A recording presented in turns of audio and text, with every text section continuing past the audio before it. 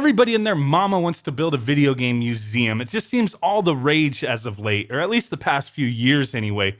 Every time I turn around, I hear somebody saying, I want to build a video game museum. High fives all around, cool dude, let's make it happen, donate some games here and there. Let's do this, right? Is it a good idea? Is it a bad idea? I don't know. I don't really care, but there's been so much going on as of late that I want to discuss with you guys that have really propelled my thoughts and interest in this thought of building video game museums. Is it necessary? Why are people thinking of doing these things, right? And part of it was because of the Nintendo PlayStation being sold to the original owner of pets.com. So we've talked about this a bit in the past, or at least when it sold, we talked about it. But now there's some more interesting information because we know who bought it. We know why he bought it, essentially. So Greg McLemore, who founded pets.com, toys.com, back with the .com boom, he won the console. And he outbid Palmer Luckey, the original Oculus VR founder, that kind of thing. Very competitive, I guess, but it sold for $300,000 with 20% buyer premium. Didn't go for that over $1 million, right?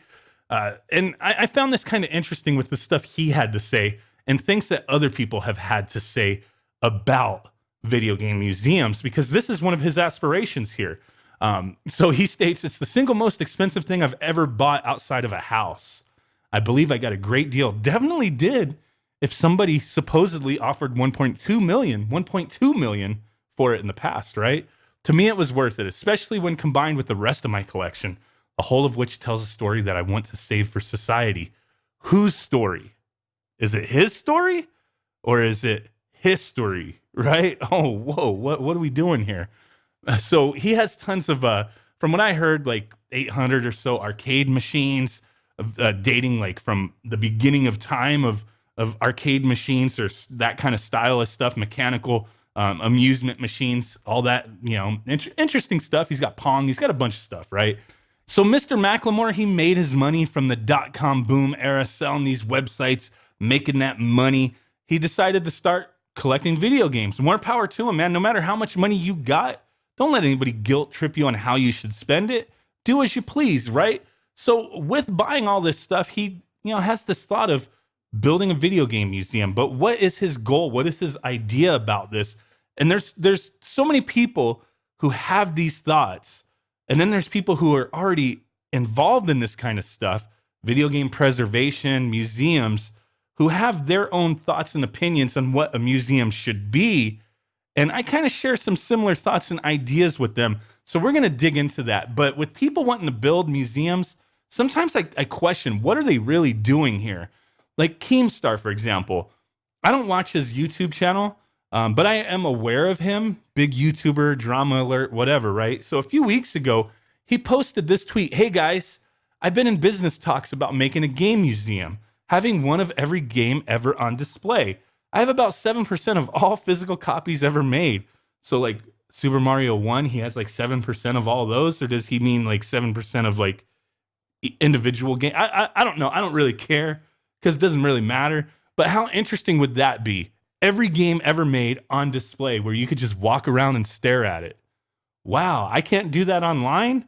I can't do that by actually experiencing this stuff through original hardware? I mean, I don't have every game for original hardware. Oh, maybe I could boot up a Raspberry Pi, and this is my own little personal game museum right here, right?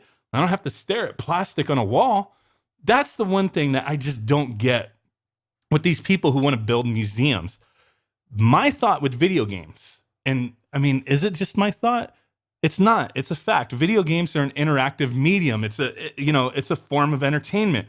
You play these games, right? If I had this Nintendo Switch game stuck in a wall and you walk past it and you stared at it, like how interesting is that? Now, if this was there where you could play it and actually understand the history behind it, and there was a lesson or something that went into the creation of this, the history of this, that could be interesting. But most of these people don't really think of that. They just want things up on the wall for you to take a look at. I don't know if this guy was joking, but what's up with like donate games to him? Seems pretty crazy, right?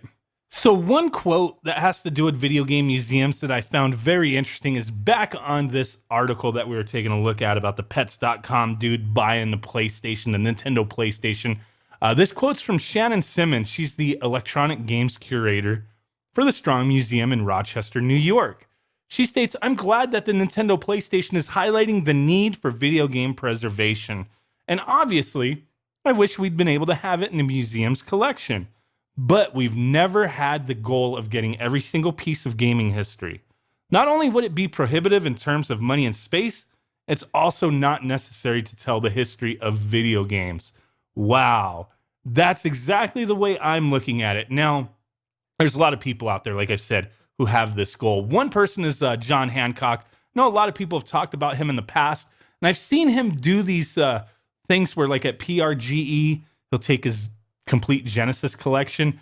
Now, I'm not knocking this. At a little convention or a little expo, having a little wall of a complete collection of a subset of a single system, whatever the hell it is, can be interesting, but there's not really much in the way of interacting with it. But stuff like that, kind of cool, kind of neat. But could you imagine a museum of that's all it is? You're looking at box arts? I mean, does that really speak to the history of video games? I mean, it's part of the history, but it's really not the history. It's just the aftermath, the game, the production that you don't even get to interact with in these plexiglass cases. So could you imagine this on a grander scale? How many people would really be interested? I mean, there would be some for sure, but back to what she said, it's not necessary. It doesn't even really, in my opinion, doesn't really tell the history of video games. So another person who's involved in video game preservation and history had something to say about this kind of stuff that I find very interesting, like a mic drop type situation here. And that's Frank Cifaldi. I don't know if I'm saying his last name correctly, but he's the founder of Game History Org. And he had a response to John Paul Dyson talking about their game history collections at the Museum of Play. So John Paul Dyson states, that their collections began by asking what future scholars would be interested in. Business history of games was one thing, I'm sure among others as well, right? The recently cataloged and massively expanded Don Daglow papers, along with other collections, tell that story. Don Daglow, very early guy in the video game industry, producer, developer, started out in like the early 70s, creating a lot of firsts. There's a lot of history behind the things that he's done. And to be able to get information from him, papers that he's written, design documents, all those kind of things, and to be able to accumulate that and to be able to look into it and learn is a very awesome thing. So Frank here, he states, when I talk about video game preservation, this is mostly what I mean. He actually expands on this even more. Preserving history doesn't mean buying a copy of every physical game ever made and putting it on a shelf. It means capturing actual history and making sure it can be dissected and learned from. Isn't that what history's for? Is to kind of like celebrate and learn, celebrate our history and learn from it and all that stuff. If you're just looking at plastic on a wall, that's you got the celebrating part down, but I mean, how interesting is that? You're looking at cover arts all over the place. Oh my God, I could do that on the internet. If there's no interactive, aspect of it, what the hell's the point? We'll jump into that a little bit more. There's some museums out there who do take this game collection thing and make it a very interactive thing as well, which is really cool. And that's one way to do it, but it also celebrates the history to where you're learning about it, right? So Frank goes on to say, outside of maybe some obscure computer games, I'm not worried about physical video games being available to people. The collector market has that covered. What I am worried about is the other Don Daglows of the world not knowing there's a home for their materials. There's so many people who've been involved in the creation of the video game industry, or propelling that to the next level, or, there's certain times in the history of gaming that there's been certain things that have happened that really people may want to look back on. They may not know that, hey, I can, donate work that I've done, papers, design documents, this, whatever the case may be, to an organization that can preserve this, and people in the future can look back at that and learn why and how and where, right? Not just, oh, look at this box art. The art's amazing. Don't get me wrong. That's just a piece of it. But the history, there's just so much more to it, right?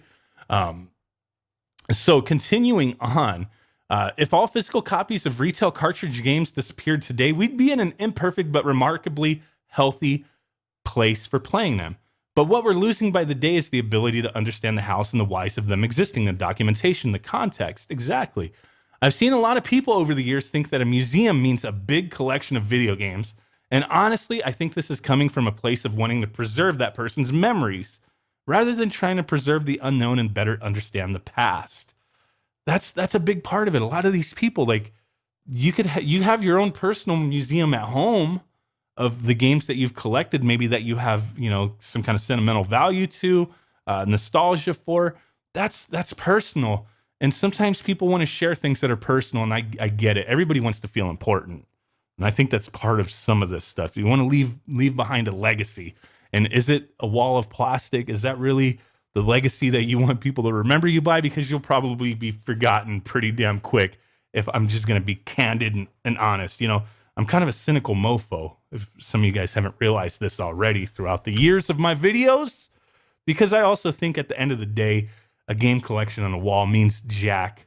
At some point, human civilization's no longer going to exist. And is that plastic everywhere really going to mean anything? No, it's not. But hey, in the meantime, at least people can learn from the history and celebrate that, right?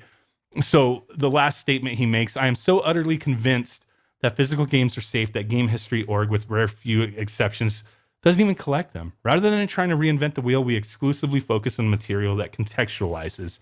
And that's the biggest, most important thing here, I think. There's tons of museums out there as far as video game stuff goes throughout the world, not just in the United States, but you got in Russia, some arcade machine museum, Germany, Portugal, California. We've got a few, I know that, of different things.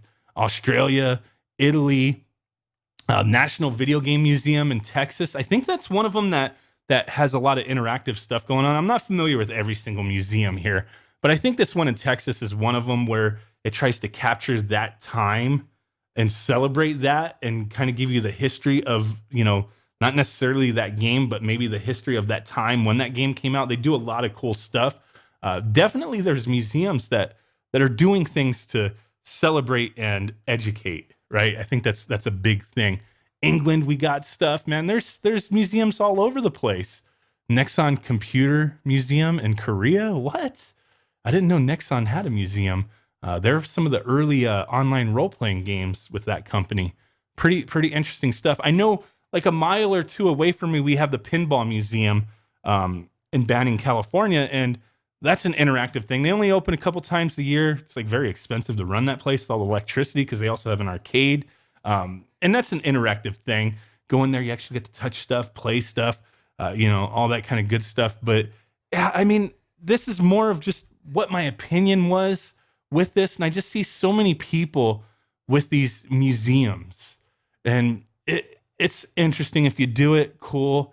If not, whatever. But, at the same time, like Keemstar, donate games to me so I can make a museum for you guys to come pay some money to and stare at them on a wall. That's like, what's a museum, right? Is a museum just staring at plastic on the wall, or is it learning and celebrating? I think that's the biggest thing. So some people who have these aspirations and goals, more power to them. But if their thought and idea of doing this is more of a selfish thing, I mean, will they realize that though? If it's a selfish thing, maybe you got to take a step back and really think about it. Why do I want to build this museum? Why do I want to do this? Why do I want to display this stuff? How do I want to display this stuff?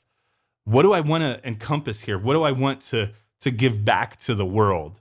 And if it's just for people to come stare at your collection, I think that's a misguided goal. In the end, just make YouTube videos showing your video games, if that's what you're into. But as far as people going to a museum and staring at just cartridges or box art, I think there's got to be more to it than that. So let me know what you guys think down below. I know this is a controversial topic, but hey, this Nintendo PlayStation thing, man, it's got me really on this museum thing, just reading all this stuff. Like, I sat on this Frank Cifaldi tweet for a few weeks now because I seen it when he first put it out there, and I was like, yeah, that's right, man. So let me know what you guys think. Really do appreciate you guys. And with that said, I will catch y'all next time. Peace out. Bye-bye. And boom. Bye.